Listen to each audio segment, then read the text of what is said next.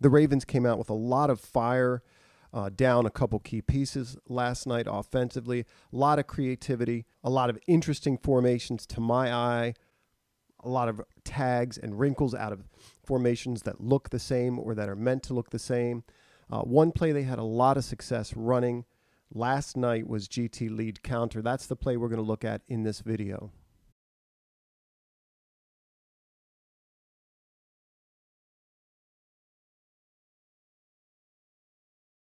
I'd like to start off talking about the running back's track. Out of pistol, we're going to see J.K. Dobbins shuffle, take the handoff to the backside, and then he's going to bend back to the aiming point. With counter on this particular play, J.K.'s aiming point is the play side C gap. You see that indicated on the screen here. As I mentioned earlier, this play is called GT counter lead. To anyone who doesn't know, the G and the T stands for guard and tackle. We see the backside guard, the backside tackle, pull, and then down blocks executed by the rest of the offensive line. We get a look here at the right guard in Zeitler being pulled to kick out this end man here.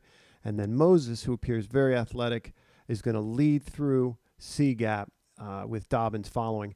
This is to indicate that little shuffle step that he does backside, buys a little time, certainly adds an element of misdirection as well. Let's watch the play from the end zone view, and then we'll talk about Pat Ricard's role in it.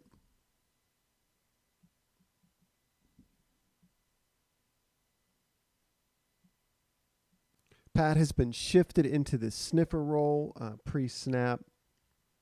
The Ravens are now running counter with a back in the person of Pat Ricard, arcing to block the front side overhang defender.